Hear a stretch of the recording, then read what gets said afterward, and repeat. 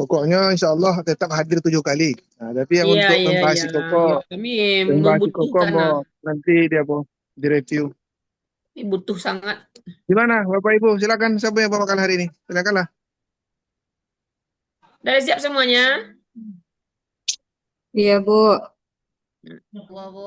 Baik. Assalamualaikum warahmatullahi wabarakatuh. Waalaikumsalam warahmatullahi wabarakatuh. Baik, saudara semuanya, kita buka kuliah kita dengan baca basmalah. Bismillahirrahmanirrahim. Bismillahirrahmanirrahim. Selanjutnya kita absen sebentar dulu ya.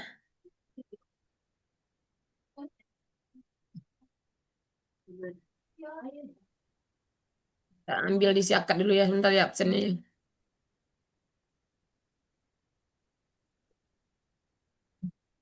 Hah? Agak masuk.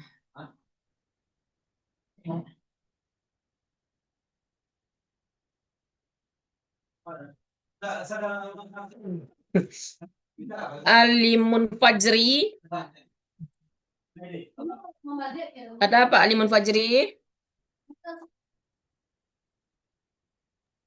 Ada tuh, Bu. Ada. Desra Afriza. Hadir, Bu. Oke. Deti Hadir. Yulia. Hadir, Bu. Oke. Faizatul Mujahidah. Belum masuk? Gangguan sinyal, Bu, katanya tadi, Bu. Oke. Fitri Handayani. Hadir, Bu. Jamaluddin. Hadir, Bu. Muhammad Aulia Afdol. Hadir. Muhammad Taufik. Hadir. Nur Hidayah. Hadir, Bu. Oke, di samping Pak Limun ya. Ustazah Rashidah.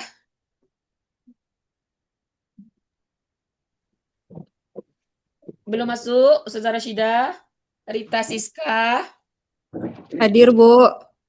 Oke, Rita. Bung Roki. Hadir, Bu. Syifa Fauzia. Hadir, Bu. Taufik Hidayat. Hadir, Bu. Pak Taufik mana? Hadir, Bu. Yeni Marlina. Hadir, Bu. Oke. Yoga Adiansyah. Yoga mana? Fitri Wulandari. Hadir, Bu. Oke, Fitri. Siapa yang pembekalannya hari ini? Rita Siska sama Deti Yulia, Bu. Rita Siska ya. Sama. Silakan yang moderator pemakalan selanjutnya.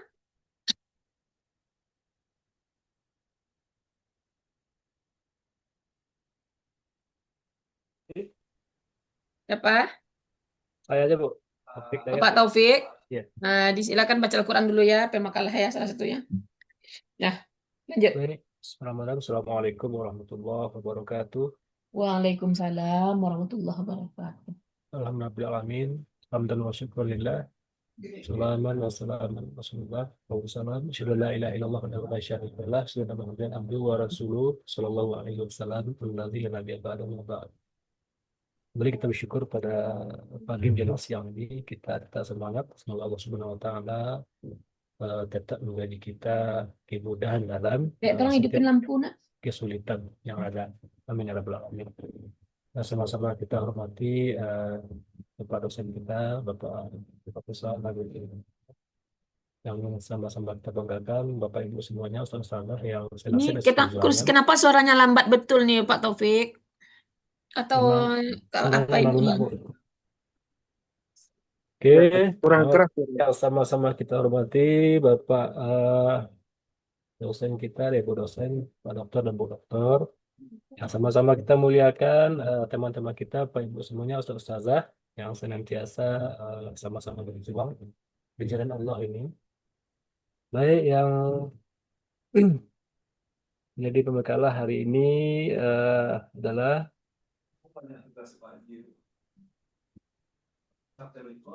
beliau Ibu Riti Yulia dan Ibu Rita Siska dalam mata kuliah inovasi kurikulum ini yang berjudul proses inovasi kurikulum dan pembelajaran.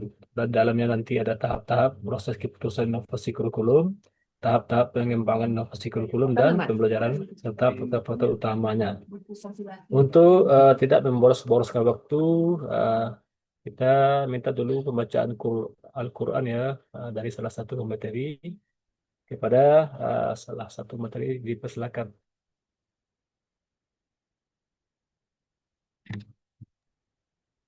Baik, Bapak Ibu. A'udzu billahi minasyaitonir rajim. Bismillahirrahmanirrahim. وَإِذْ قَالَ رَبُّكَ لِلْمَلَائِكَةِ إِنِّي جَاعِلٌ فِي الْأَرْضِ خَلِيفَةً قالوا أتجعل فيها من يفسد فيها ويسفك الدماء ونحن نسبح بحمدك ونقدس لك قال إني أعلم ما لا تعلمون صدق الله العظيم.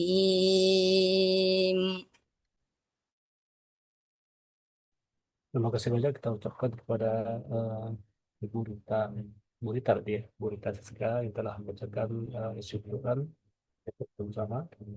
Aku tadi tampaknya diberkati ilmu kita untuk hari ini, insya Allah.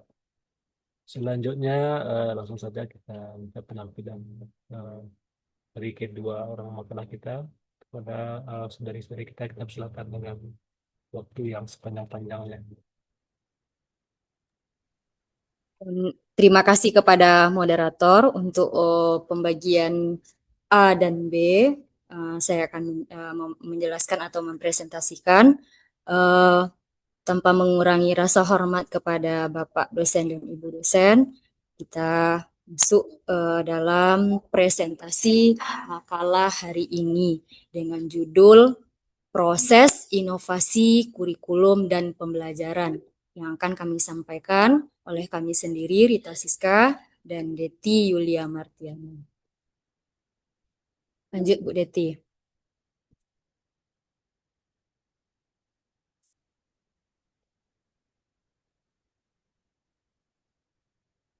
Tahap-tahap proses keputusan inovasi kurikulum. Inovasi kurikulum merupakan suatu proses perubahan yang terencana dan sistematis untuk memperbaiki, memperbarui, atau menyesuaikan kurikulum agar lebih relevan dengan kebutuhan zaman dan peserta didik. Dalam konteks pendidikan Islam, inovasi kurikulum bukan hanya persoalan teknis administratif, tetapi juga harus mencerminkan upaya pembaruan terhadap sistem nilai, metode, dan tujuan pendidikan agar tetap sesuai dengan prinsip tauhid dan adab. Lanjut, Bu Deti.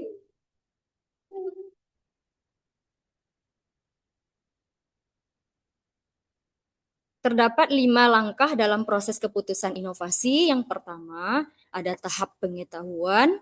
Yang kedua, ada tahap pembujukan. Yang ketiga, tahap keputusan. Keempat, tahap implementasi. Dan yang kelima, tahap konfirmasi. Ini adalah 5 proses dalam pengambilan keputusan inovasi kurikulum. Lanjut. Kemudian ada 4 tipe keputusan inovasi ini. Yang pertama ada keputusan inovasi opsional, ada keputusan inovasi otoritas, ada keputusan inovasi kolektif, dan ada keputusan inovasi kontingensi. Lalu tahap-tahap pengembangan inovasi kurikulum dan pembelajaran. Menurut Ralph Taylor, proses pengembangan kurikulum harus dimulai dari penetapan tujuan, pemilihan pengalaman belajar, pengorganisasian pengalaman tersebut, hingga evaluasi hasil belajar. Namun, dalam konteks pendidikan Islam, pendekatan ini harus disinergikan dengan nilai-nilai spiritual dan moral, agar inovasi tidak kehilangan arah etik dan tujuan akhir pendidikan, yaitu menjadi insanul kamil.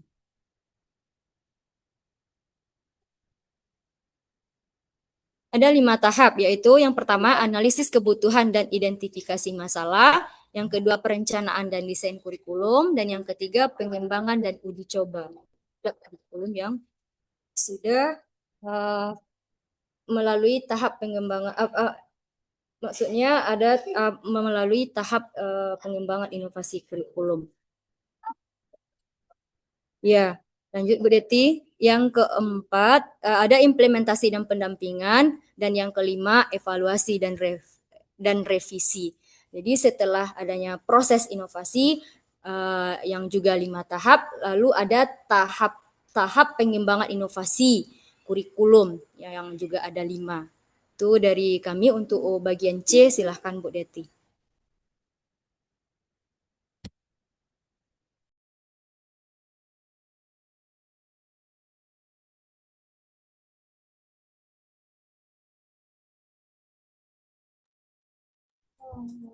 Baik, terima kasih makalah yang pertama. Lanjut kita pada faktor-faktor yang menghambat dan menyulitkan inovasi kurikulum. Inovasi kurikulum dalam konteks pendidikan, baik umum maupun Islam, tidak selalu berjalan mulus. Banyak faktor yang mempengaruhi keberhasilannya, mulai dari aspek manusia, kelembagaan, budaya, hingga kebijakan negara. Dalam konteks pendidikan Islam, hambatan inovasi juga mencakup persoalan epistemologis dan spiritual, yakni belum menyatunya ilmu, iman, dan amal sebagai satu kesatuan dalam praksis pendidikan. Beberapa faktor yang menghambat inovasi kurikulum. Yang pertama, faktor manusia, yaitu resistensinya terhadap perubahan, kecenderungan individu untuk mempertahankan kebiasaan lama walaupun sudah tidak relevan. Dalam pendidikan Islam, resistensi semacam ini dapat terjadi ketika inovasi dianggap mengancam nilai-nilai tradisi atau keyakinan yang telah mapan. Yang kedua, faktor kelembagaan dan struktural. Kelembagaan pendidikan seringkali menjadi hambatan inovasi karena sistem birokrasi yang kaku, minimnya otonomi sekolah, dan kurangnya fasilitas pendukung. Yang ketiga, faktor sosial kultural. Budaya masyarakat dan lingkungan sosial juga berperan besar dalam menentukan keberhasilan inovasi. Dalam beberapa kasus, masyarakat masih menganggap bahwa pendidikan Islam harus tradisional agar tetap otentik, sehingga setiap bentuk modernisasi dianggap mencemari kemurnian ajaran. Padahal sejarah Islam menunjukkan bahwa pembaruan justru merupakan tradisi keilmuan yang mulia. Yang keempat, faktor kebijakan dan sistem pendidikan nasional. Kebijakan pemerintah yang sering berubah-ubah juga menjadi penghambat inovasi. Akibatnya, kurikulum menjadi tumpang tindih dan kehilangan arah jangka panjang. Dalam perspektif Islam, kebijakan pendidikan idealnya harus berorientasi pada maslahah dan keadilan. Mungkin sekian dari pemaparan makalah. Terima kasih, dikembalikan kepada moderator.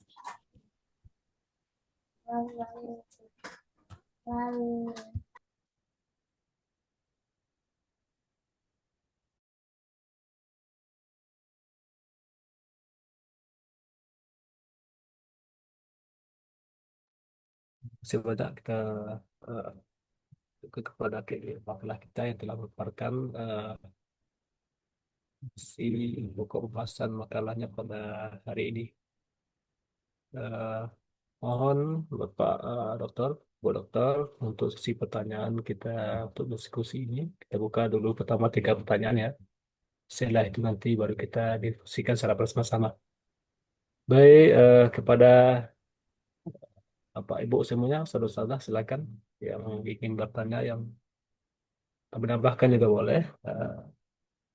Yang penting kita diskusi ya, membahas tentang apa yang beliau bahas hari ini gitu. Silakan, belum ada yang riset, kita belum makan. Silakan Bapak Ibu.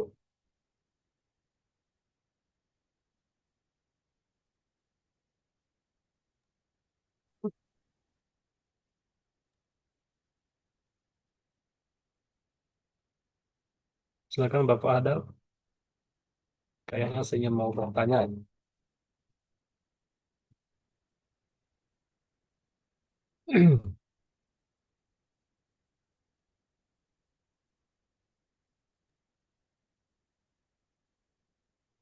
Silakan yang lain, atau terlalu berat ya materi hari ini.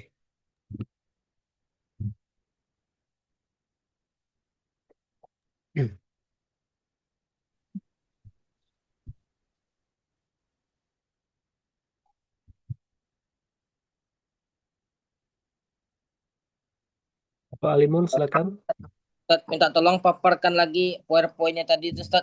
Ada mau ditanyakan tapi tadi teksnya tadi gitu Ustaz.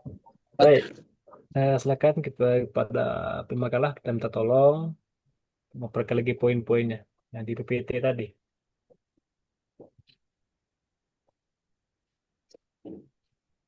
Berarti makalah hari ini memang sulit ya, tidak bisa tanpa teks.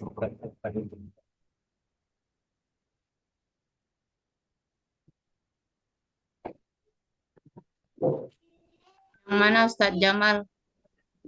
Silakan dilihat-lihat, di dicerna-cerna. Moderator itu Saroki Muslim. Oke, sambil menunggu ya, jambal lain. Kepada Saroki, silakan untuk memberikan pertanyaan kepada pemakalah. Baik, terima kasih pada moderator. Pertanyaannya dan waktu dipertingkat. Pertanyaannya satu saja ya. Sekali berapa proses inovasi kurikulum dan pembelajaran ini diinovasi atau dirubah? Itu saja.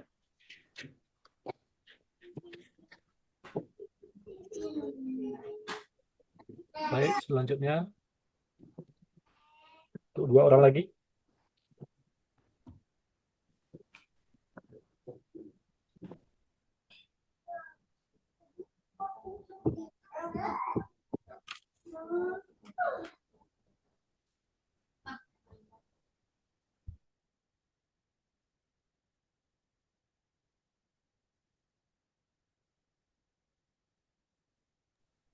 Izin bertanya Ya, Pak silakan, Pak Taufik, Jamal.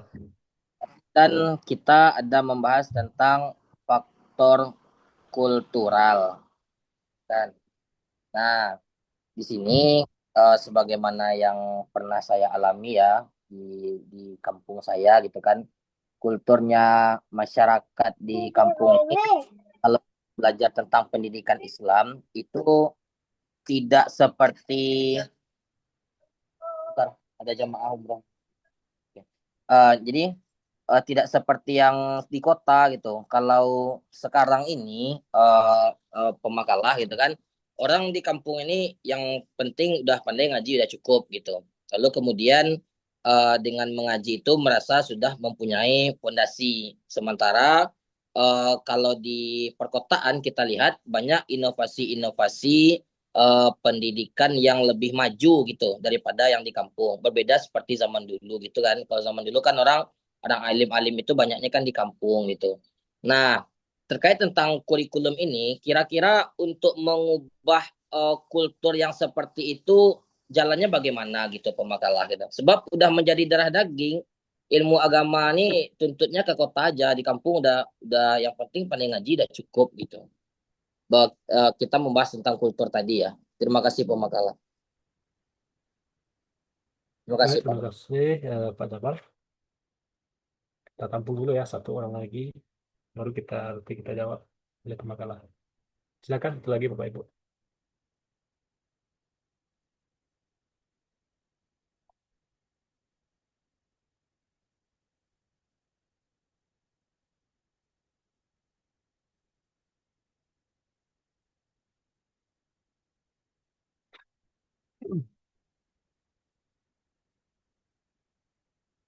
Tidak ada, Pak Ibu?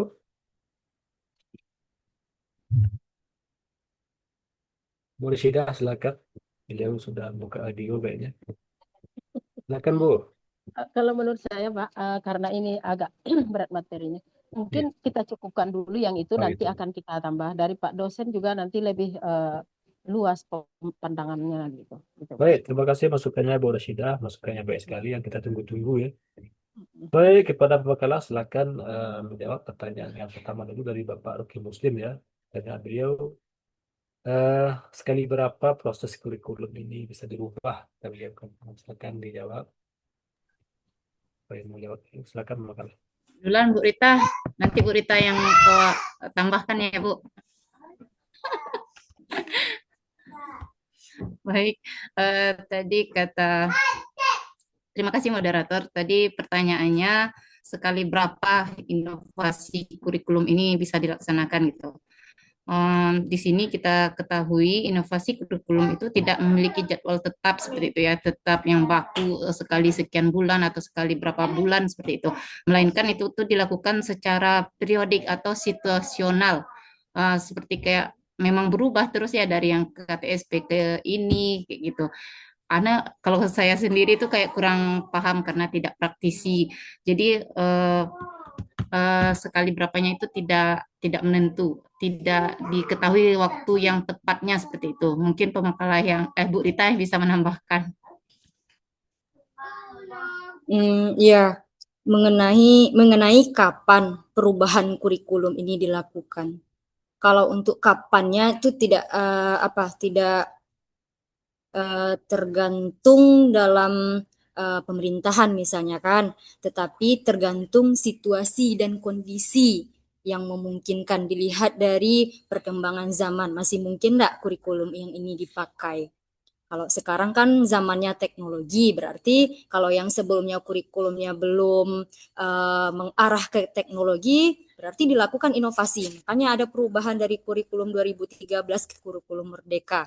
Jadi yang dipertimbangkan itu untuk melakukan inovasi bukan bukan ini sekali periode ini harus berubah, tidak seperti itu, tapi mempertimbangkan perkembangan zaman, kebutuhan peserta didik yang hidup pada zaman itu, kemudian seperti apa kemajuan ilmu pengetahuan dan teknologi pada zaman peserta didik kita sekarang. Jadi tidak ditentukan, sepakat dengan yang disampaikan oleh pemakalah pertama. Mungkin itu jawaban dari kami. Ada tambahan nantinya dari kawan-kawan yang lain, silahkan. Kembali kepada Bapak Moderator. Terima kasih jawabannya pada pemakalah.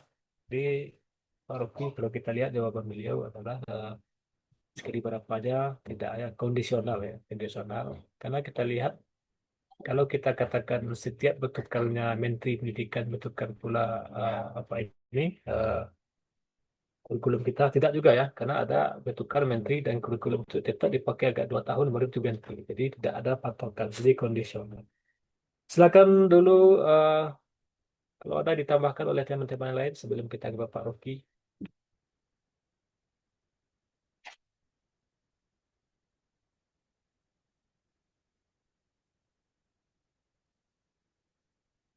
Oke, kalau tidak ada mungkin silakan ditanggapi oleh penanya tadi pada beliau Bapak Rocky, kita silakan. Terima kasih pada pemakalah. Jadi tergantung ya, jadi tergantung situasi dan kondisi ya. Jadi itu jawabannya tadi. Kalau kita lihat dunia pada hari ini kan, jadi banyak mengarah ke teknologi seperti Amerika, Cina, Jepang gitu kan. Jadi pertanyaannya Indonesia apakah tidak menyusul ke arah seperti itu? Misalnya sekarang zamannya robot, atau apakah tidak ada kurikulum arah ke situ ya, atau robot Islami dan sebagainya? Itu pengembangan pertanyaannya. Assalamualaikum warahmatullahi wabarakatuh. Waalaikumsalam. Salam warahmatullahi Robot wabarakatuh. Islami. Ya, terima kasih Pak Rocky. Silakan ditanggapi kepada Bu Rita atau Ibu pemakalah. Iya. Indonesia itu sedang berusaha menuju ke situ. Langkahnya adalah dengan melakukan berbagai inovasi Salah satunya adalah inovasi dalam kurikulum pendidikan. Memang kita jauh tertinggal dari negara-negara maju karena kita baru merdeka juga kan, tidak bisa lepas dari latar belakang kehidupan bangsa Indonesia yang baru merdeka baru 80-an tahun kita merdeka. Tapi nyatanya pemerintahan Indonesia itu berkomitmen untuk memajukan anak Indonesia. Dalam undang-undang kan terlihat tuh mencerdaskan kehidupan bangsa dengan adanya pendidikan, dengan diselenggarakannya pendidikan. Pemerintah kita itu berkomitmen untuk menjadikan Indonesia emas di tahun 2045 itu kan. Itu salah satu bentuk Indonesia, komitmennya pemerintah untuk mencerdaskan anak Indonesia. Jadi peserta didik sekarang itu diusahakan generasi sekarang di 2045 itu menjadi generasi emas. Seperti itu target pemerintah. Jadi memang kurikulum itu diusahakan untuk melaju ke arah situ. Walaupun tidak bisa terkejar seperti Amerika Serikat dan negara-negara yang maju yang lain, tapi kita tetap berusaha untuk menuju ke situ. Itu Pak Moderator. Kembali kepada Bapak. Terima kasih Bu Ika Siska. Silakan kepada Bu Liti kalau ada tambahan. Oke, terima kasih. Saya kembalikan ke Bapak Rofi. Silakan Pak Rofi itu membati. Ya cukup, kembalikan ke moderator. Terima kasih Pak Rofi. Teman-teman yang lain gimana? Ada yang masukan ataupun tambahan? Ustaz, mau nambahkan Ustaz? Iya, silakan Pak Jamal. Taufik dulu ya. Iya, gambar kita Ustaz. Tiga Jadi, ya, Perdana. jadi robot Islami tadi yang luar biasa juga tuh. Jadi namanya inovasi itu kan tidak harus ke teknologi. Kita tengok perkembangan dari kita. Dulu kita tuh belajarnya misalnya di MTS. Dulu tuh kita satu-satu dia. Satu SKI satu, PIKI satu, ini satu. Sekarang ada perkembangan gitu. Inovasi baru. PAI merangkup semua gitu kan. Nah, jadi sama bagus juga gitu. Jadi satu buku merangkup semua. Jadi itu kan bentuk daripada inovasi gitu kan. Dari efisiensinya juga. Nah, kalau dulu kita beli LKS, beli apa gitu satu-satu banyak PT habis kan. Nah, kalau sekarang nih enggak gitu. Nah, jadi menurut Anda sih tidak harus efisiensinya tidak harus teknologi saja gitu. Tapi kan dari bentuk buku, buku yang terpadu juga kayak di Azhar juga kan. Di Azhar dulu kitab-kitab, sekarang mukoror. Nah, mukoror kan bentuk daripada inovasi gitu. Jadi kalau Ana nih sudut pandangnya itu, jadi perubahannya tuh nggak harus pakai robot Islami gitu. Sekian, Ustaz. Assalamualaikum warahmatullahi wabarakatuh. Halo, Pak, boleh menambahkan lagi Pak? silakan. Iya, mengenai pembelajaran gitu kan. Kalau kita lihat di Indonesia yang menjadi acungan jempol itu kan biasanya ITB itu Pak, Institut Teknologi Bandung. Walaupun kita tidak banyak mengetahui tentang salah satu perguruan tinggi ini, tapi kalau di ajang internasional saya lihat itu, saya perhatikan Indonesia itu dalam bidang teknologi tidak kalah jauh gitu. Masih bisa mengejar kalau untuk dalam bidang teknologi, karena teknologi itu kan hasil dari pendidikan. Kalau seandainya pendidikannya sudah canggih, berarti pendidikannya juga bagus kan, berarti kurikulumnya juga bagus, berhasil begitu ya. Jadi mungkin itu Pak Rocky Muslim itu standarnya mungkin Pak Taufik. Karena kita lihat kalau negaranya maju, biasanya pendidikannya juga maju begitu kan. Karena pendidikan itu kan ibaratnya pondasi pertama dalam kehidupan manusia. Dengan pendidikan itulah manusia itu bisa mengetahui, memahami apa yang ada di alam semesta, misalnya begitu. Jadi kalau menurut kami sebagai pemakalah mengenai teknologi yang dihasilkan itu ya itu salah satu bentuk keberhasilan dari berbagai inovasi kurikulum yang dilakukan oleh negara-negara maju misalnya untuk mencerdaskan, karena akhirnya kan itu tuh teknologinya tinggi, modern gitu. Itu kan hasil dari pendidikan. Itu mungkin dari kami, kembali kepada Pak Moderator. Terima kasih pada makalah telah menanggapi. Selanjutnya kali kita masuk ke ini ya, jawabannya pertanyaan nomor 2. Pertanyaan tadi dari udah Pak Limun yang akan disampaikan, silakan. Mungkin saya izin dulu menanggapi sebentar. Iya Pak. Boleh? Dokter silakan. Pak. Baik, Silakan, Assalamualaikum warahmatullahi wabarakatuh. Waalaikumsalam. Waalaikumsalam warahmatullahi wabarakatuh. Muhammad. Izin dulu Bu Dokter. Mungkin Ya, saya oh, 15 menit aja lah karena boleh. apa ya? Nama juga boleh, Ustaz.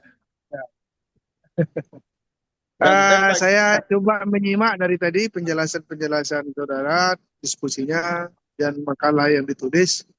Mohon maaf ini baru bisa bergabung. Memang jadwalnya memang sekarang ya, tetapi ini pun tidak bisa maksimal karena masih dalam perjalanan lagi transit. 11.30 juga harus masuk ke pesawat. Tapi saya sudah menangkap apa yang menjadi diskusi dalam kelas ini. Pertama, makanannya sudah bagus, tadi saya lihat sudah mencakup yang diinginkan itu. Kita bicara proses sebenarnya. Tapi itulah, saya di mana-mana kalau ngajar kurikulum ini selalu saja diskusinya melebar kemana-mana. Padahal kita bicara sekarang proses. Bagaimanakah proses inovasi itu supaya diterima orang? Tapi nampaknya masih perdebatannya mana yang perlu diinovasi, mana yang apa gitu ya. Berarti kembali ke masih definisi berarti itu ya. Tapi itu yang pertama yang saya ingin berikan penguatan. Bagusnya kita fokus kepada topik dari makalah kita itu, lebih mendalami itu ya. Dan diharapkan juga kalau bisa sedapat mungkin di makalah itu juga menyinggung PAI-nya gitu. Mungkin diceritakan best practice atau pengalaman selama ini bagaimana inovasi PAI itu mengalami hambatan perlu proses begitu sehingga dia bisa diterapkan di masyarakat. Begitu kira-kira ya. Paling itu tambahan yang perlu dikembangkan di makalah. Jadi siapapun nanti pemakalahnya coba dikembangkan bagaimana konteks KPI-nya. Jadi yang tadi secara konseptual itu sudah bagus tapi belum kuat KPI-nya. Itu komentar saya yang pertama ya. Kemudian dari segi makalah, tadi dari segi diskusinya harusnya kita fokus kepada topik dan bicarakan kepada topik itu. Oke. Kemudian berdasarkan perkembangan tadi diskusi saudara tadi, inovasi ini apalagi kita bicara kurikulum, maka yang diinovasi itu benar tadi tidak hanya teknologi, tapi lihat kurikulum itu apa. Sekira dari awal sudah kita jelaskan, intinya minimal ada 4 di situ kan, ada tujuan, ada proses atau metodenya, ada materinya, ada evaluasinya. Maka semua itu bisa diinovasi. Bahkan nanti di pengembangannya ada medianya juga, gitu kan.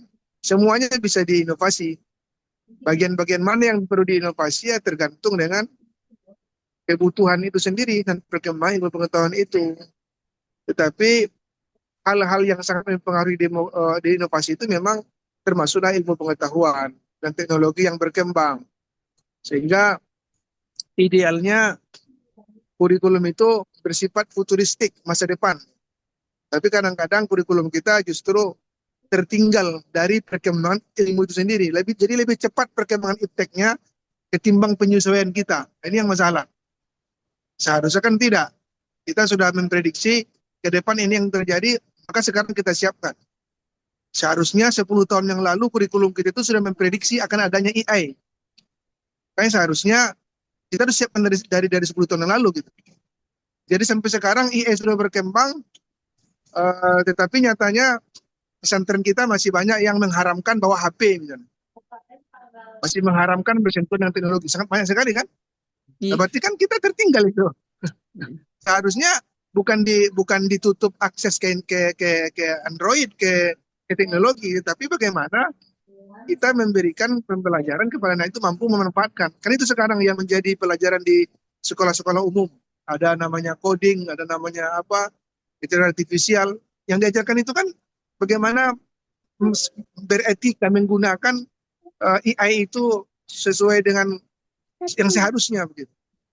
Tapi kita lagi-lagi menutup diri ya. Kan? Jadi terlambat kita kan.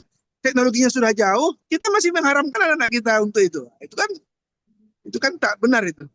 Saya 5 tahun yang lalu, 6 tahun yang lalu, ketika wawancara jadi anggota Dewan Pendidikan Sumatera Barat, itu pertanyaannya, bagaimana pendapat saudara tentang teknologi di sekolah? Saya bilang, saya tidak sepakat anak-anak itu dilarang untuk main handphone gitu. Ini kan dibukanya Android, boleh anak-anak main Android kan gara-gara pandemi aja. Kalau nggak ada pandemi mungkin masih banyak juga yang melarang juga kan. Sebelum pandemi itu ada peristiwa asap di Sumatera. Ketika itu diliburkan semua sekolah. Ketika asap di Riau itu sebelum pandemi. Dan ketika itu tidak terjadi pembelajaran, hanya diberikan PR saja. Karena anak itu tidak punya HP. Lalu kemudian ada pandemi, barulah heboh meminjam HP orang tuanya, gitu kan. Jadi ketidaksiapan kita, contoh kecil ya. Jadi memang seharusnya kita itu mengikuti perkembangan, bukan kita mengikuti perkembangan iptek, tapi iptek itu harusnya kita prediksi gitu. Lalu kita siapkan untuk itu dari segi teknologi. Dari segi tujuan juga ya, kan kita tahu lah dalam pendidikan itu ada tujuan tertinggi, tujuan sementara, tujuan operasional. Ya itu juga harus perlu dievaluasi dan diinovasi jika memang dibutuhkan. Sampai kemudian nanti juga pada aspek penilaian juga. Apakah penilaian itu hanya kognitif saja? Apakah penilaian itu hanya digabung saja antara pengetahuan sama sikap? Itu kan terjadi perubahan-perubahan. Kalau Bapak Ibu pernah mengajar kemarin ketika di kurikulum 2013, dia dibeda-bedakan antara pengetahuan, keterampilan dan sikap. Tetapi di kurikulum Merdeka sekarang itu sudah lebur saja nilainya kan, cuma satu saja. Bahkan cenderung sikap itu hanya dinilai pada profil Pancasila kalau kurikulum Merdeka sebelumnya. Jadi itu juga bagian dari inovasi-inovasi. Jadi maksud saya ya tidak hanya teknologi sebenarnya, banyak hal ya, seperti yang juga sudah kita ungkapkan di pengantar. Lalu tentang statement berganti menteri, berganti kurikulum, gimana itu? Itu sering kali juga muncul. Ya satu sisi yang pasti kurikulum mesti dievaluasi. Tadi dikatakan kapan dievaluasi? Kalau secara kelembagaan setiap tahun, tapi dia evaluasinya mikro. Ketika evaluasi terjadi, tentu akan ada proses tindak lanjut. Tindak lanjutnya bisa berupa perbaikan, bisa berupa peningkatan. Apakah perbaikan ataupun peningkatan itu sesungguhnya menghendaki inovasi? Tetapi secara makro itu dilakukan 5 tahun sekali. 5 tahun sekali. Tapi guru guru melakukan inovasi tidak mesti tergantung oleh waktu kan. Ya, setiap dia mengajar, maka dia merefleksi. Ketika siswanya banyak yang tidak tuntas, maka dia merefleksi diri. Kenapa saya tidak tuntas? Ini muridnya yang lemah atau saya yang salah ngajar? Atau saya tidak punya media? Atau saya punya LKPD tetapi tak jelas? Atau saya bicaranya tak jelas? Atau saya bicaranya cepat-cepat? Atau saya mengajar sambil-sambilan seperti saya sekarang ini jalan gitu kan, sehingga tidak mengerti. Ada refleksi. Healing. Sehingga itu pada akhirnya membuat kita untuk melakukan perubahan yang akan datang, kan begitu. Jadi kapan saja bisa inovasi itu dilakukan, iya kan? Tetapi dari segi kelembagaan tadi, ada sama sekolah sebaiknya setiap tahun ada evaluasi. Evaluasi yang tiap tahun itu tidak mesti merubah. tidak merubah mengganti mata pelajaran, tidak. Ya tadi itu mungkin medianya yang dikembangkan, mungkin tadi proses evaluasinya, mungkin tadi metodenya kan begitu. Tetapi untuk 5 tahun itu memang iya, seharusnya memang 5 tahun. Kalau di perguruan tinggi saudara itu 5 tahun.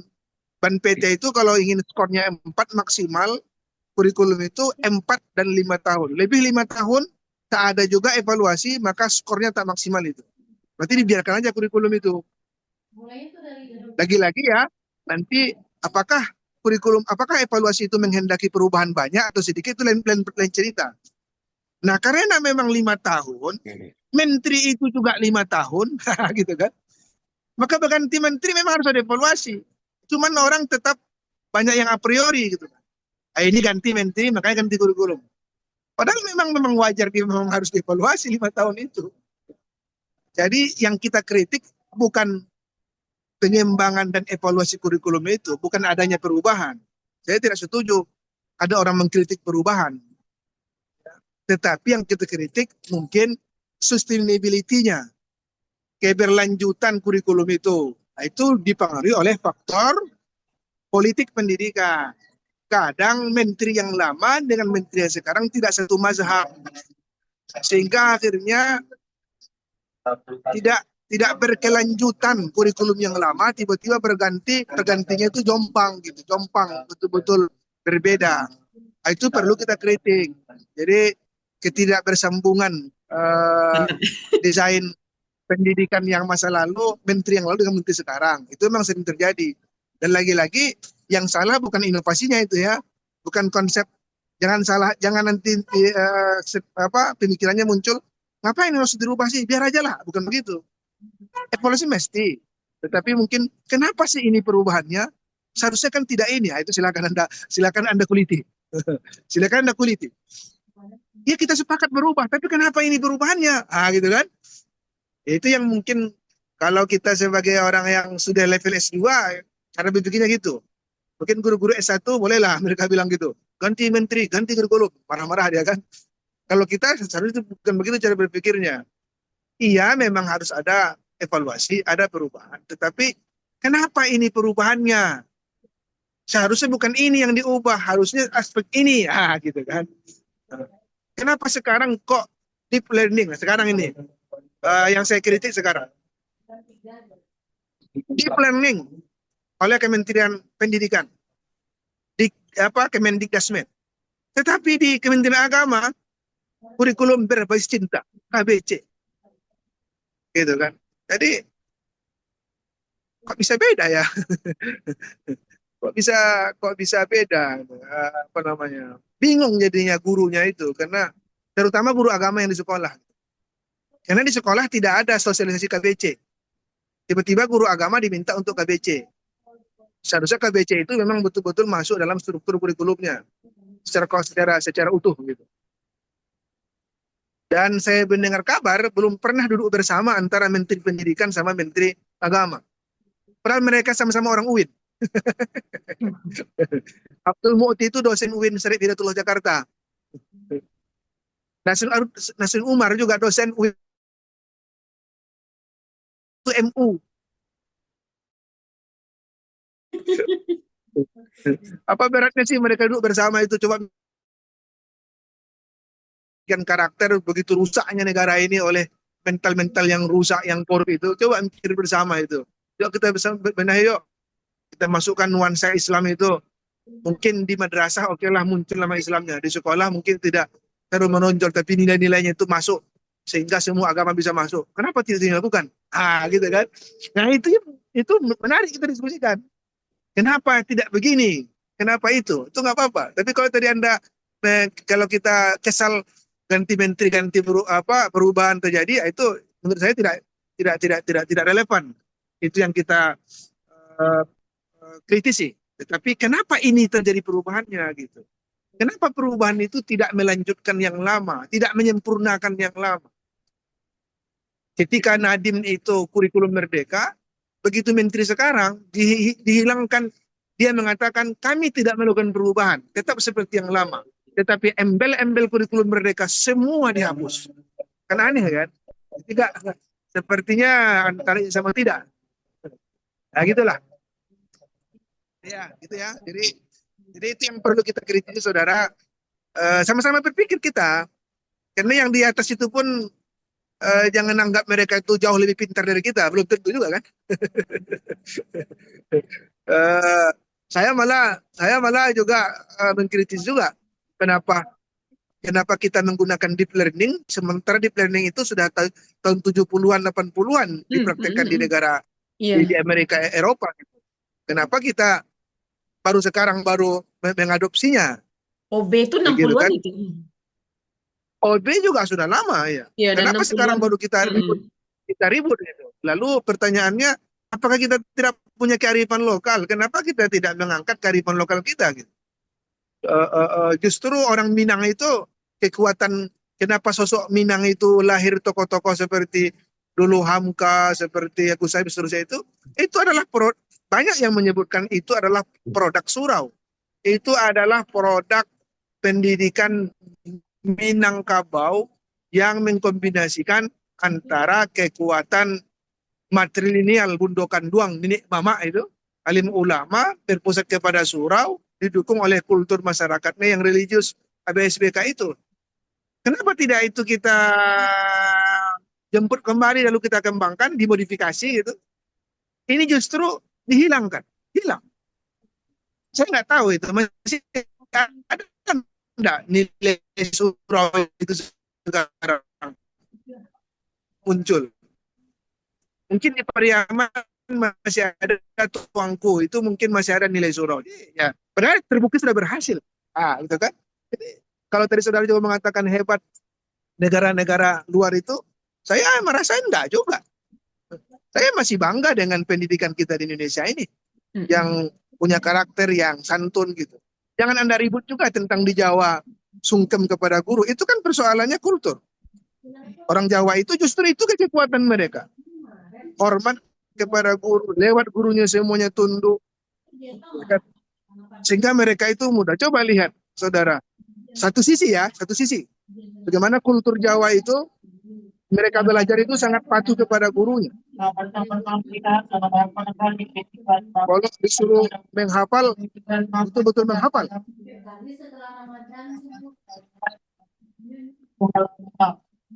Tapi kita di Minang misalnya nggak bisa diterapkan itu. Kita ini egaliter. Tapi lemah egaliter. Satu sisi egaliter itu kita berdialektika, cerdas, banyak berdebat, bagus, hidup kelas. Tapi di sisi lain payah patuh. Disuruh menghafal mengarengkang teh. Berapa banyaknya mahasiswa kita yang mengarengkang. Kalau di Jawa, di pesantren itu relatif patuh. Karena dipengaruhi oleh kulturnya. Kenapa itu tidak dikemas gitu loh? Kenapa tadi dikemas itu menjadi sesuatu yang positif? Kita masih bangga mengambil kebudayaan, mengambil di luar gitu.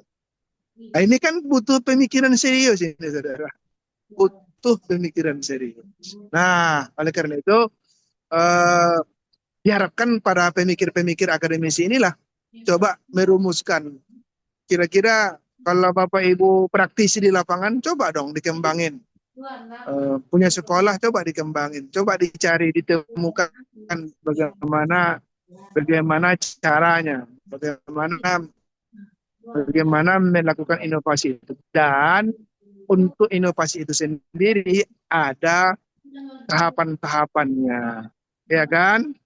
Bahkan supaya diterima orang ada prosesnya. Karena biasanya ditolak orang. Nah, makalah ini seharusnya kita bicarakan bahwa ternyata terlebih dahulu berikan dulu pemahaman. Nuliskan, ada persuasif, dibujuk dulu dengan berbagai macam ya kan, sosialisasi.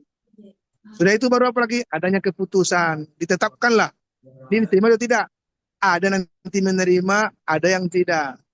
Kalau dia tak menerima, ulangi balik, sesikan balik. Kalau diterima, makanya dilaksanakan. Kan begitu. Nah, ini yang seharusnya tadi kita bicarakan. Bagaimana itu bisa diterapkan semua orang. Karena kadang-kadang inovasi yang bersifat top down itu payah sekali suksesnya itu. selagi ada dana jalan dia, habis dana berhenti. Tapi kalau button up, mulai dari bawah, itu walaupun tak dibantu pemerintah jalan juga. Oh ya kan? Sumatera Barat dirikan subuh, udah lama itu. Tak ada bantuan negara, tak ada bantuan Pemda, jalan juga dia. PPK itu kan dari dulu itu sudah ada mengaji malam. Pemerintah aja yang ngasih label namanya TPK. Sebelum ada pemerintah tetap juga mengaji malam. Mengaji Quran itu ada rumah ke rumah kan. Iya. Jadi mau diatur mau tidak dia tetap jalan. Karena dia dari button up. Tetapi yang top down ada MDTW, ada MDTA diatur oleh pemerintah gitu. Tapi nggak jalan di masyarakat. Dan nggak connect dengan keadaan masyarakat. Yang satu sisi mereka dituntut belajar di SMP full, SMA full day. Tiba-tiba mau diminta pula untuk mengikuti MDTW, MDTU. Ya tidak jalan dia. Jalan dia kan. Tidak, karena dia tidak sesuai dengan kondisi di masyarakat, itu hanya hambatan. Makanya kami sekarang di Padang mencoba mendesain MDTW itu cukup 3 hari. Tapi ini lagi-lagi karena pemerintah yang minta dananya belum jelas. Akhirnya sampai sekarang Pemda Padang, Pemko Padang belum sanggup untuk menerapkan. Janjinya 2026. Saya minta Januari sudah start. Tapi belum tahu ini. Jangan-jangan nanti ajaran baru. Kalau ajaran barunya berarti Juli 2026. Padahal kami sudah buat kurikulumnya, sudah buat materinya gitu. Tapi ternyata karena dia memang top down, janji politiknya wali kota gitu kan. Tentu masyarakat nuntut. Kalau sudah dari top down itu kendalanya. Mana biayanya? Iya. Padahal dulu sesudah pandemi 2022 kalau nggak salah, ketika pandemi itu kami MUI Kota Padang ngumpul dengan guru-guru MDTW itu, MDA. Apa kata guru-guru itu? Pokoknya kami butuh selebaran surat dari wali kota supaya MDTW untuk SMP itu diadakan. Maka kami akan siap. Sebagaimana MDTA atau TPK, karena ada kewajiban masuk SMP harus ada sertifikatnya, maka anak-anak pun ramai. Kan begitu katanya. Setelah itu saya juga menulis di koran itu. Kami juga buat keputusan dari MUI ketika itu, supaya Pemko Padang buat aturan. Setelah itu ada surat edaran, tapi tak diiringi dengan kebijakan untuk semacam mewajibkan. Tak jalan. Masa Pak Henry Septa. Maka sekarang masa wali kota sekarang itu jadi kebijakan politik, janji politiknya. Itu kemudian belum diterapkan, apa yang terjadi saudara? Muncul suara-suara guru itu. Kalau kami buka nanti, PPT-nya, bara gaji guru kami, dari mana PPT-nya? Baru ambil dari murid kau. Padahal dulu dibilangnya yang penting ada kebijakan. Sekarang begitu ada kebijakan Pemko, sudah berhitung uang dia. Guru juga. Itulah perbedaan antara bottom up dengan top down itu. Begitulah kendalanya. Makanya kalau dari negara top down harus siap dia mengikuti proses tadi. Harus ada berikan pemahaman, ada proses persuasifnya, lalu kemudian dia harus menyiapkan perangkat-perangkatnya. Dan biasanya memang tak diterima kan dia jalan kan kayak dia program itu. Tapi tidak semudah itu, saudara. Makanya betul-betul masyarakat itu apa. Alhamdulillah sekarang di Padang juga ada Smart Surau ya. Smart Surau setiap subuh sudah mulai ramai anak-anak. Ya kan? Yang tinggal di Padang sekarang bawa barcode dia ke sholat subuh. Itu juga bagian dari inovasi pendidikan. Karena selama ini agama itu cuma di kelas-kelas. Sekarang kita ingin orang tuanya terlibat. Guru-guru juga terlibat. Alhamdulillah. Guru-gurunya yang tak pernah ke masjid, sekarang ke masjid dia. Tetapi kacaunya, hari Sabtu, nggak ada orang lain. Berkurang. Karena sekarang ini tahap pertama hanya tidak ada. Karena yang diminta sekarang hanya Senin sampai Jumat. Sabtu, lengah. Ada lah hilang.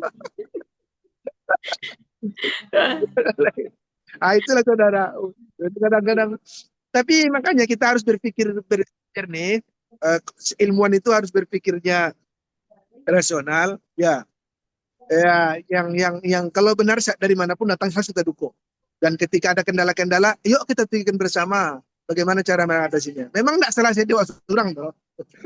Takkan selesai. Tapi kita bahagian dari pejuang pendidikan ini harus berpikir apa yang harus kita lakukan. Dalam skala kecil sampai kepada hal-hal yang besar sesuai dengan kapasitas kita masing-masing. Saya kira itu Bu Dokter, tanggapan saya. Lanjutkan diskusinya. Ini sudah mulai recording. Terima kasih. Nanti kita atur waktu, kita insya Allah bertemu. Mungkin saya minta malam ya, malam mereview materi-materi, atau juga janji saya kemarin ada untuk membahas penyusunan artikel ya. Insya Allah Ya, lah, nanti penyusunan saya artikel itu aja beri nanti kabar ya, kembali. Pak Prof. Oke. Terima kasih. Baik. Baik, terima kasih Bapak Prof. Muhammad Qasim, MA. Mana kita lanjutkan lagi apanya ini, Prof? Ini pertanyaan sudah apa semuanya? Belum lagi. Sesi 2 ada pertanyaan. Satu lagi pertanyaan.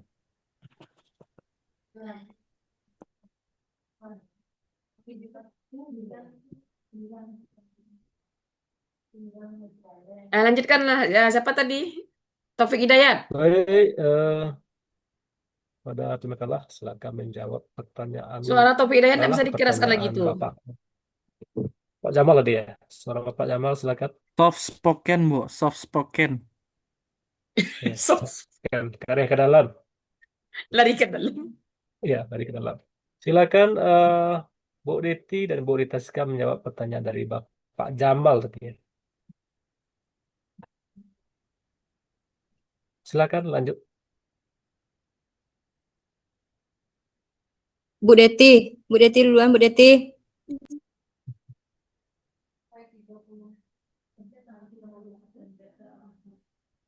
Pertanyaan beliau tadi bagaimananya untuk mengubah kultur ya. Seperti pembelajaran Quran sekarang kan di desa-desa kalau sekarang kalau udah pandai aja belajar Quran sudah pandai aja. Ya, bagaimana cara mengubah kultur?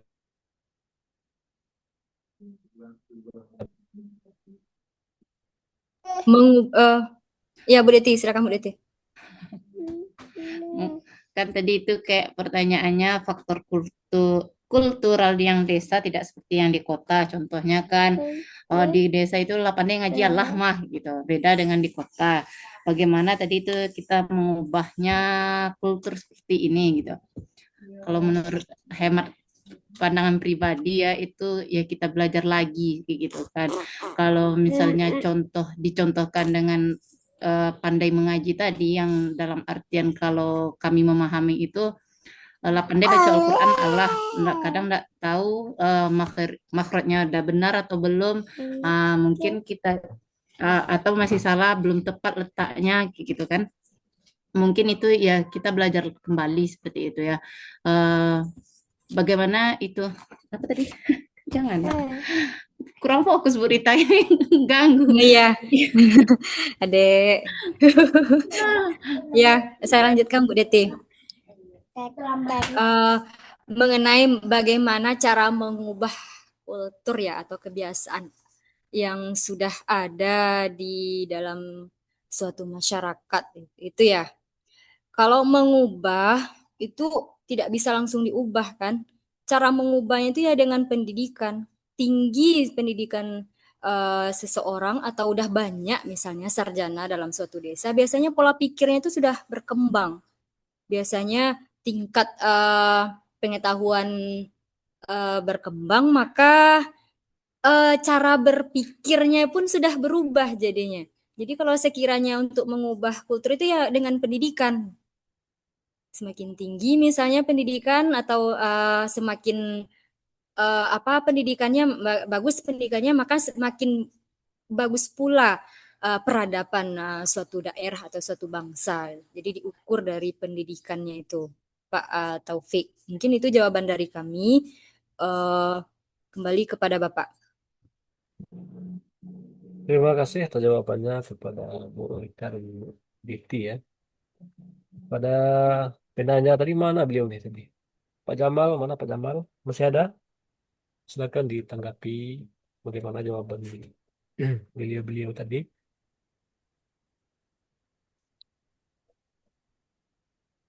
Jamal. Jamal belum muncul ya. Silakan kepada teman-temannya lain kalau ada tanggapan silakan atau tambahan. Oke. Silakan Pak Rocky Muslim. Baik, pertanyaan dari Bapak Jamal tentang bagaimana mengubah kultur nih yang sudah mendarah daging atau membudaya. Yang tadi sebenarnya sudah ada juga pemaparan dari Bapak Doktor ya, Pak Kosim. Itu bisa kita jadikan argumen ya. Yang pertama itu betul juga yang disampaikan oleh Bapak melalui pemerintah tadi ya.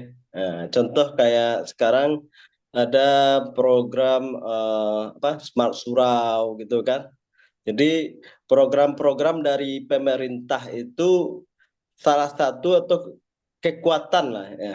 Salah satu kekuatan yang bisa mengubah kultur tadi, mengubah kebudayaan tadi gitu. Jadi dengan adanya power pemerintah, power ini bisa seperti memaksa gitu. Nah, memaksa misalnya kayak murid ya, siswa untuk subuh atau memaksa murid untuk misalnya kalau pengetahuan agama misalnya pagi-pagi itu bisa juga adakan kegiatan misalnya kalau contohnya diskusi agama bisa juga kalau di kampung-kampung misalnya kan. Nah, kalau contoh yang ada tuh ya kayak ini ya, yang dilakukan oleh pemerintah, salah satunya di Kota Padang, itu dengan pengaruh pemerintah, ya, dengan cara memaksa ya, salah satunya. Kemudian untuk yang kedua, seperti yang disampaikan juga oleh Pemakalah, oleh Rita ya, saudari Rita Siska, itu melalui kesadaran. Ya. Jadi salah satunya dengan banyaknya sarjana bisa jadi atau melalui orang-orang di desa sudah memiliki pengetahuan atau jenjang pendidikannya sudah mulai tinggi gitu atau sudah banyak sarjana S1-nya atau S2-nya gitu atau tamat SMA lah minimal kan kalau di kampung ya. Sehingga pola pikirnya sudah sadar bahwa saya menyadari akan kekurangan kekurangan butuh ada suatu kebutuhan akan ilmu pengetahuan baik itu IPTEK, IMTEK dan IMTAK ya. Tentu saja tambahannya dikembalikan kepada moderator. Terima kasih banyak kepada Pak Rocky yang telah menambah tanggapan dan jawaban. Teman-teman lain ada yang mau menambahkan selain. Kalau tidak, karena waktu tinggal sekitar 30 menit lagi ya. Bagaimana kalau kita serahkan kepada Bu Dr. Rahmi lagi? Kayaknya senyum-senyum setuju lah Pak Limun. Kepada beliau, Bu dosen kita, Bu Dr. Rahmi, silakan waktu yang seluas-luasnya ya sampai zuhur. Terima kasih. Baik, terima kasih Bapak Fikri Hidayat. Eh, Tadi sebenarnya sudah ini ya, sudah banyak diberikan oleh apa kita, Bapak Profesor kita ya.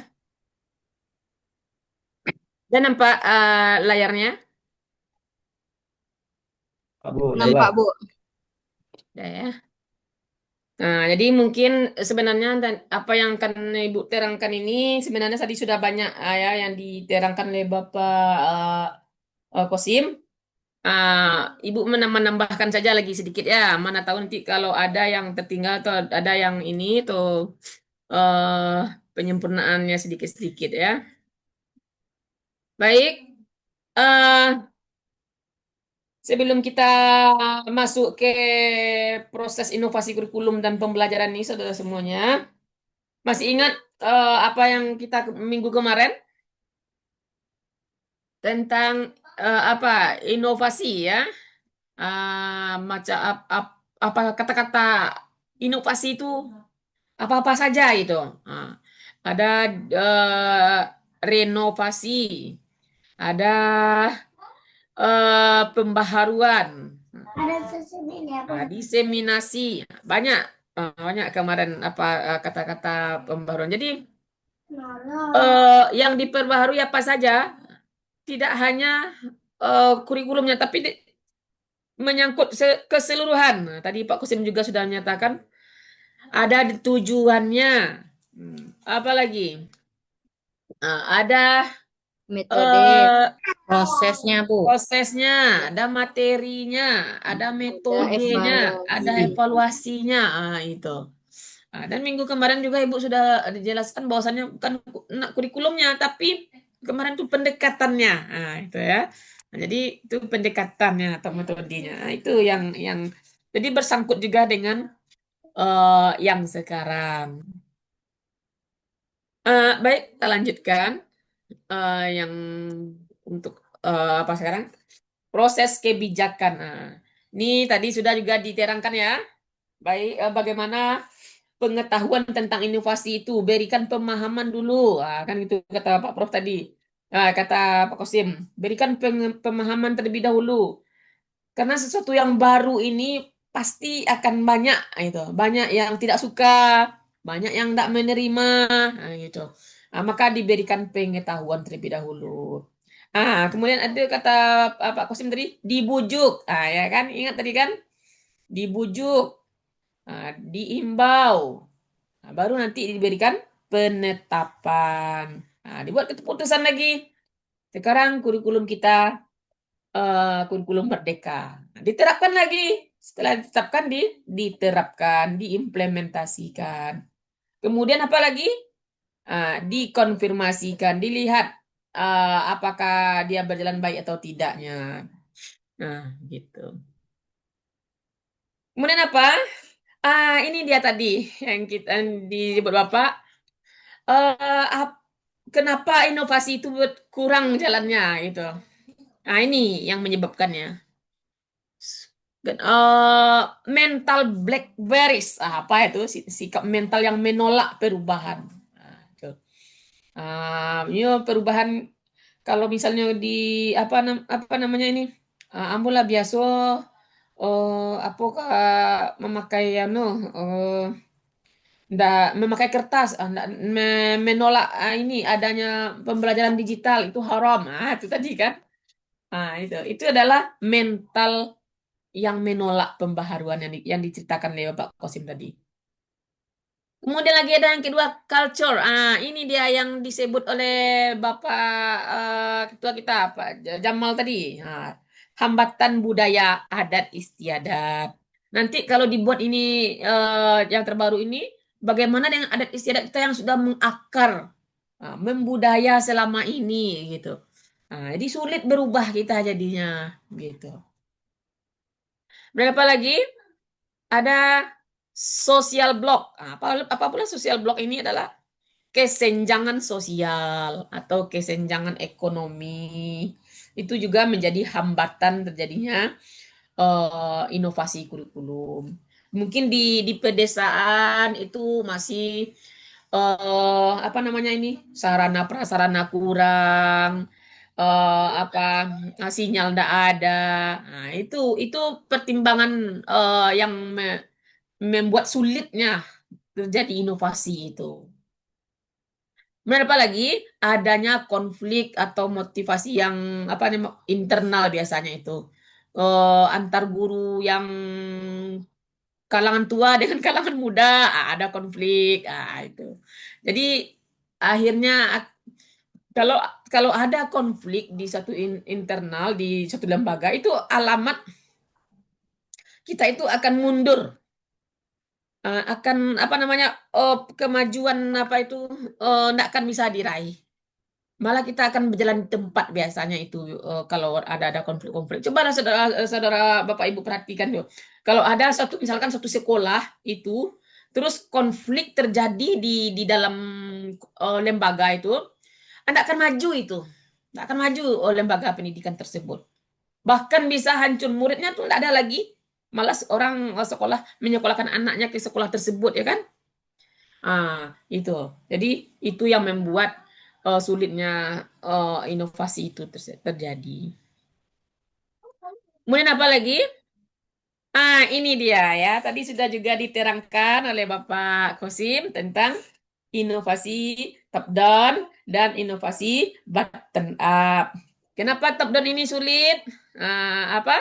Karena kalau pemerintah yang ini mana biayanya? Itu kan? Kemudian kalau dari button up, nah ini kalau bisa diapakan nih Bapak Ibu Saudara semuanya, ini motivasinya mungkin eksternal ya dari luar. Kalau ini dari dalam, kalau dari dalam diri kita sendiri yang mau kita merubahnya, apapun seolah bisa dirubah. Itulah kira-kira ini dengan button up nih. Kalau dari diri kita sendiri. Nah, ini dari guru, dari sekolah ya yang membuatnya dulu. Baru nanti diapakan, diaplikasikan. Kalau ini kalau top down itu dari pemerintah. Nah, jelas tadi ya. Sudah juga bisa diberikan oleh Bapak tadi. Kemudian ada tahapan-tahapan dalam proses pengembangan kurikulum pembelajaran. Nah, yang pertama tadi ada identifikasi masalah atau kebutuhan. Kebutuhan-kebutuhannya apa saja sih gitu. Mungkin di saat pandemi kita butuh ini, masalahnya ini. Nah, itu. Akhirnya dan dapatlah tujuan dari inovasi tersebut. Apa tujuannya? Untuk tidak ada lagi anak-anak yang diliburkan tidak belajar gitu. Nah, tuh belajar. Kemudian apa lagi? Perencanaannya, dibuat perencanaannya. Apa-apa saja yang akan diinovasi mulai dari tujuannya, materinya, metodenya, evaluasinya, jelaskan itu. Kemudian apa lagi? Diimplementasikan. Nah, tidak hanya direncanakan saja. Kalau direncanakan saja, tidak betul itu ya. Ada diimplementasikan, dilaksanakan. Kemudian setelah dilaksanakan, mesti ada evaluasi. Nah, gimana evaluasinya? Berjalan baik enggak? Kemudian kalau hasilnya baik, diadakan peningkatan. Kalau hasilnya kurang baik, diadakan mungkin perbaikan-perbaikan tadi, direvisi, disempurnakan. Kemudian setelah direvisi, adalah nama disebarluaskan. Nah, ini diseminasi ini kemarin juga Ibu sudah jelaskan bahwasannya ini bagian dari inovasi itu sendiri kemarin ya, ada renovasi, diseminasi, ini dia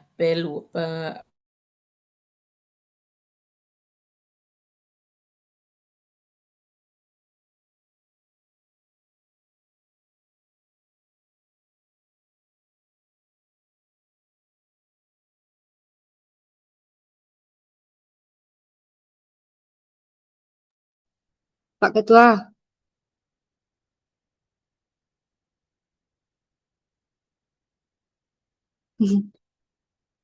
Ibu kok langganan lampu mati mah tiap hari Sabtu. Anak kira anak yang nge-freeze. Insya Allah. coba dikontak Pak Ketua. Biasalah sama itu ya ternyata itu. Kok masuk aja dan itu. Pikir anak dari yang terpental-pental terus. Tiap minggu ibu mau itu mah. Iya.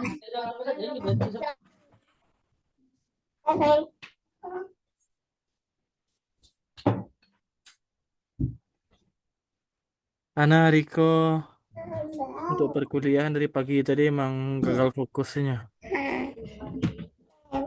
Dingin suasananya ya Pak Afdal. Itulah. Sama dok sih kini loh. Sama Ustaz, saya juga lagi ada acara tadi. Tiap minggu ada acara. Kok teh lah 2 kali kok ha. Terbagi fokus Pak Ketua. Terbagi. Itulah. Yo tuh susah untuk fokus kan. Kalau mati lampu emangnya bisa sinyal dari apa tuh nggak bisa, dari paket kita nggak bisa. Ibu tuh wifi kampus. Oh, alah. Sebagusnya ibu tuh harus menyediakan paket lagi. Yang apa ini yang Stipik Sumatera Barat ini dari kampus enggak Kak Siva? Atau Ibu datang? ada. Taipik Sumatera Barat itu punya Maaf ya saudara itu. lampu. Ah, Ustadz Lampu Abdul, saya dimatikan ini banyak ini. ah, kan betul kan? mati lampu ternyata. Lanjut Bu. Iya. Nah, ini kapalnya. Baru kita ya. Nah, ada nampak? Ada, Bu. Ada nampak Saroki baru Bu. Oh.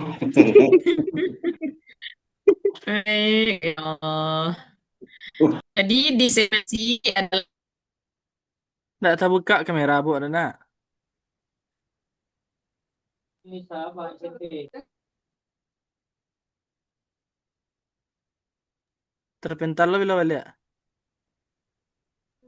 Ustadz Abdul bisa, siapa aja yang ini bisa nggak diminta Kayaknya PPT Ibu tadi tuh? bila masuk sebentar kau pakai hotspot HP mah.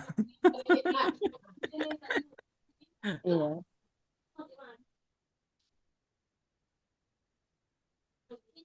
Ustadz Abdul bisa nggak kita minta apa ini PPT Ibu tuh?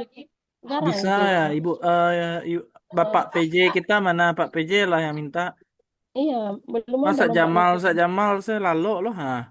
Iya, Jamal itu Bapak tanya saya ini apa itu? Saya tuh enggak. Ini lagi di Masjidil Aqsa nampak gitu. Sudah banyak dosen yang janji untuk ngirim PPT beliau tuh. Cuman ada cie aja yang dikirim. Enggak mungkin Mungkin kita perlu yang harus ditagih kayaknya. ingatkan. Bukan, kita harus ingatkan juga mungkin bisa jadi kan.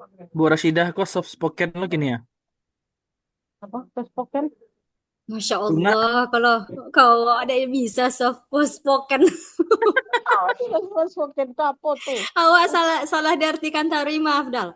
Kak Rita emosi katanya. Padahal enggak tuh, Makan padahal goreng. intonasinya memang mode itu tuh. Makan goreng, bakwan. Nah, lagi ngantuk-ngantuk nih ya. Lah, selat oleh. Ya, Moderator dan kepertua Nah, itu majelis. ibu udah datang dah. Lah, hal yang terjadi nih. Kenapa hilang apanya? Kami juga sinyal terputar itu Bu, sinyal. Dari tadi malam Bu, sinyal enggak bagus dah. Cuaca daerah di Duri. Sumatera Barat ini sedang lagi kacau Bu. Yalah saudara semuanya ada. Nah, kayaknya sedikit lagi nih ya. Ada satu slide lagi nih. Satu slide sama juga dengan di atas nih. Baiklah saudara semuanya, itu setelah direvisi diadakan diseminasi. Diseminasi ini maksudnya adalah penyebarluasan ya. Jadi disebarluaskan, diberikan pemahaman kepada stakeholder. Seperti apa? Itu seperti seminar, workshop, edukasi-edukasi lainnya ya. Itu. Nah, itulah tahapan-tahapan dalam proses pengembangan kurikulum dan pembelajaran. Ini tahapan utamanya ya. Kemudian, ini cuma juga tahapan-tahapannya, tapi ini dalam lebih ringkas lagi, yaitu perencanaannya dulu, perencanaan inovasi, yaitu tujuannya diperjelas, metodenya yang dipilih dengan teliti, dan evaluasinya. Ini inovasi kurikulum yang sesuai dengan apa tadi komponen dari kurikulum itu sendiri, tujuan, metode, dan evaluasi. Terakhir diadakanlah pengembangan prototipe. Apa itu prototipe itu? Sebelum dikembangkan, dibuat model awal terlebih dahulu. Istilahnya diadakan role modelnya dulu, diujikan dulu, baru disempurnakan. Mungkin itu saja saudara. Ini terlalu banyak ya. Jadi ini intinya ya, tahapan-tahapannya yang utamanya ini. Ya. Ini kalau kita press lagi ini dia 2. Ya. Ini faktor apanya yang menghambatnya. Nah, mungkin itu saja saudara, silakan bertanya. Ada yang pertanyaan? Ibu boleh bertanya, Bu? Iya, boleh sekali. Ini mengenai inovasi nih, Bu. Inovasi dalam materi pembelajaran kan, Bu. Kan boleh diinovasikan, Bu. Boleh. Kalau kan ada mulok itu Bu yang sudah dihilangkan seperti pembelajaran BAM itu kan Bu. Iya, iya. Kira-kira boleh nggak Bu misalnya kalau sekarang kan diatur sedemikian rupa kurikulum tuh kan Bu, dimasukkan ke muatan lokal gitu atau mulok gitu Bu di sekolah kita masing-masing gitu Bu. Boleh nggak kira-kira tuh Bu? Nah, itu pertanyaan yang bagus sekali ya. Jadi itu sangat malah mungkin lebih diinikan lagi. Boleh kalau kita katakan hukumnya itu ibaha boleh ya. Tapi sudah meningkat ke tidak boleh lagi, mungkin sudah sunat hukumnya itu ya, sudah lebih baik dikerjakan daripada ditinggalkan. Kenapa demikian? Karena itu penting, bahkan sangat penting bagi kita di Minangkabau khususnya ya. Nah, kenapa misalkan di Jawa orang muatan lokalnya itu muatan lokalnya itu membuat batik. Kalau di sini, kalau kita di sini muatan lokal kita misalkan anggaplah ke Minangkabauan atau apa gitu ya, yang culture melestarikan budaya dan culture kita itu. Nah, jadi apa namanya kurikulumnya itu? Itu adalah button up tadi, ya, button up tadi, di mana guru yang profesional bisa melihat apa saja kebutuhan siswanya begitu. Nah, jadi dia bisa melihat kan kita tahu kan apa tadi hal-hal yang menghendaki inovasi tadi. Apa yang pertama? Apa namanya kebutuhan apa? Nah, kita lihat kebutuhan tempat. Nah, itu apa namanya di mana kita berada. Nah, lingkungan, kebutuhan lingkungan, kemudian kebutuhan peserta didik kita. Nah, itu sangat penting. Nah, itu yang kemudian apa lagi? Teknologi dan informasi yang berkembang yang sekarang ini, ya, digitalisasi, itu hal-hal yang menghendaki adanya inovasi gitu. Nah, makanya kenapa apakah itu penting? Penting kita sampaikan kepada, bagaimana caranya Bu? Kita sampaikan kepada kepala sekolah kita. Jadi itu berasal dari guru. Nah, kita ini kan kepada kepala sekolah kita, karena ini adalah kebutuhan peserta didik kita sebagai penduduk lokal begitu. Mungkin itu jawaban dari Ibu Rita, karena apa namanya tadi hal-hal yang menghendaki dan inovasi itu masuk kepada kebutuhan peserta didik dan lingkungan serta digitalisasi saat ini. Gitu. Ya, silakan ditanggapi. Ibu, itulah bukan Bu, resah juga kan Bu mengenai pembelajaran yang seperti itu, sedangkan kita orang Minangkabau gitu, anak-anak kita sudah tidak dikenalkan lagi dengan budaya alam tak tahu lu kata gitu. nampe lah ya. Sedangkan kalau dilihat dari akar atau falsafah kita itu sudah sangat sesuai dengan Al-Quran dan hadis. Ada basandi syarak basandi kitabullah. Tapi di dalam pembelajaran formal mulok itu sudah tidak ada gitu kan, resah juga sebagai orang tua gitu kan Bu, anak saya tuh udah nggak kenal lagi dengan budaya Minangkabau itu pembelajarannya gitu Bu. Ya Allah, itulah. Memang intinya itu memang dari dalam gurunya lagi itu, Rita. Kenapa demikian?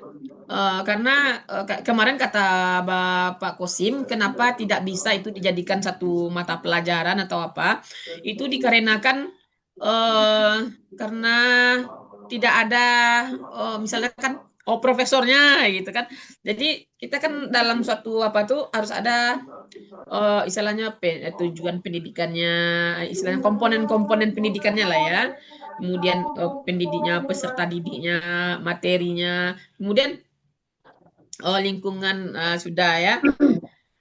Maksudnya itu adalah penghasilnya itu setelah dia menjadi apa? ada anak profesornya, orang-orang yang ahli tentang itu. Kemudian ada anak sekolahnya yang menghasilkan itu gitu.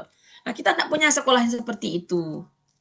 Harusnya kita ada juga jurusan tentang Keminangkabauan. Nah, mungkin seperti itulah kira-kira ya. Nah, tapi kita tidak ada jurusan Keminangkabauan di sekolah atau di pendidikan tinggi kita gitu. Itu hal yang mendasari tidak bisanya itu dijadikan sebuah mata pelajaran itu. Nah, tapi kalau untuk kita sebagai muatan lokal kita saja, it's okay. Ya, enggak ada apa. Sebagaimana halnya di Jawa sana mereka membatik gitu. Nah, itu jawaban dari Ibu ya. Iya, Bu. Terima kasih, Bu. Iya, ya Rocky. Menyambung pembicaraan ini ya Bu. Jadi kan tidak ada profesor ya Bu. Kalau Iya. kerapatan adat itu kan bisa mengayomi Bu. Misalnya kayak kini Profesor Dr. Haji Fauzi Bahar itu kan kerapatan adat itu. Nah, ada profesor itu Bu. Iya. Atau bagian kan-kan tuh nggak bisa membuat kurikulum semacam itu gitu. Atau nggak masuk sebagai kriteria kerapatan adat seperti itu. Pada hakikatnya itu sekolahnya itu yang itu kata Pak Kosim kemarin Bung Rocky, sekolah yang menghasilkan ya, sekolah yang menghasilkan adanya guru-guru Keminangkabauan begitu. Nah, jadi sekolah kita tidak punya kita jurusan Keminangkabauan itu sendiri begitu. Harusnya memang harus diadakan itu perlu diadakan apa? Jadi mereka tuh memasukkan apa tuh kayak budi pekerti saja di Minangkabau. Itulah. Kalau untuk kedepannya bisa itu jadi proyek apa? Insya Allah itu bisa itu ya, bagus itu apa namanya? Tapi sudah lama diapakan oleh pemikir-pemikir kita di Minangkabau ini, udah lama. Tapi terkendala itu kemarin tuh kata Pak Kosim kemarin Bu, pas belajar di sana sebelah. Nah itu ya silakan Fitri Wulandari. Ya, izin Bu. Ya. Terkait inovasi Bu. Ini ingin tahu dari Ibu nih Bu. Kalau menurut Ibu bisa tidak Bu negara kita ini meniru sistem pendidikan yang ada di Finlandia Bu, yang selalu digadang-gadangkan sistem pendidikan terbaik di dunia gitu nah Bu. Gimana tuh Bu? Iya. Karena penasaran juga Bu. Iya. Sebenarnya itu kalau kita mau berubah itu bisa saja Fitri Wulandari. Akan tapi tentu saja perubahan kita itu istilahnya global ya. Perlu kita ketahui terlebih dahulu bahwasannya di Finlandia itu kayak apa namanya ini wilayahnya kecil ya. Jadi mereka itu mudah mengelola begitu. Kalau kita luar Kita biasa. 270 juta jiwa Bu. Allahu Akbar ya. Kalau mereka 50-an aja. Gimana lah caranya kita ini ya. Jadi itu adalah faktor-faktor penghambat inovasi kurikulum salah satunya ya Fitri ya.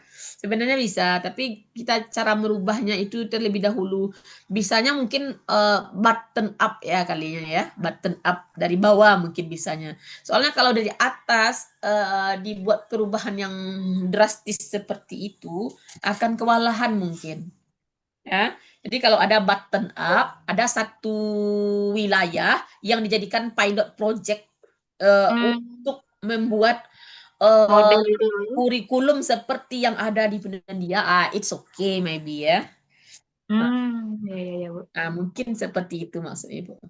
Emang apa kurikulum Finlandia itu Bu? Nanti kita belajar pengembangan perbandingan pendidikan ya Bu. Perbandingan pendidikan lagi kita nih nanti Bung Rocky ya. Itu mungkin PR kita sama lagi. Jadi intinya kalau perbandingan apanya baik dari gaji gurunya ya, gaji guru. Jadi guru nah Bu. Jadi Ibu bayangkan sedikit di Finlandia itu menjadi pendidik itu tidak boleh yang istilahnya ranking 5 kayak bawah itu lah, enggak apa lagi. Dia harus 5 ke atas yang menjadi guru itu Bung Rocky. Jadi memang yang terpilih gurunya berarti kan udah istilahnya tuh yang ini gajinya pun enggak main-main juga. Kalau misalkan kalau kita ini ratusan juta lah kitanya kalau di ini kan kita rupiah ini. Dirupiahkan ya, Bu. Jadi memang jauh. Kalau kita mau membanding, janganlah membanding yang terlalu ini gitu. Kita yang relevan juga perbandingannya dulu mungkin dengan Malaysia terlebih dulu gitu ya. Nanti baru kalau kita mau mengambil yang tentu saja Internasional, kita Bu. iya merubah secara global dan mutlak itu bukan susah gitu. Jadi Iya, perubahan itu kan bertahap. Kita udah tahu kan tahap-tahapan perubahan tadi bertahap ya. Ya, Bu. Dan pertahapannya itu pun juga 2 tahun, 1 tahun kata apa tadi ya, Pak Kosim tadi. Memang luar biasa ya PR kita juga bersama-sama ini ya. Nanti kalau Ibu buka pula perbandingan kurikulum nih, Bung Rocky jauh pula, enggak muat pula lagi nih. Kita baca buku ini, Pak Rocky. Apa namanya tuh? Ini, Bu, Teach Like Finland. Oh, oke. Ada yang spesial bukunya tentang Finlandia ya, apa? Teach Ada, Like Bu. Finlandia. Dulu yang suruh beli, Bu, waktu S1, Bu. Iya. Dikirim, bisa dikirim. Bisa pakai Gojek ya. Mantap jiwa. Masya Allah. Baik. Terima kasih, Bu. Ya, any question? Ibu, mengenai Bu, sistem pendidikan dunia kan, Bu. Kalau negara maju itu memang negara-negara yang seperti Finlandia, Eropa, itu kan maju-maju ya, Bu. Kalau kita kan masih berkembang ya, Bu. Jadi sedang mengarah ke situ. Iya, kita mengarah ke sana. Tapi belum seperti mereka kan sesuai dengan culture kita, sesuai dengan lingkungan kita. Lingkungan kita enggak mendukung seperti itu gitu. Nanti apalagi kalau ada musim seminya kita mungkin ini ya begitulah ya, banyak yang enggak mendukung kita. Iya, Bu.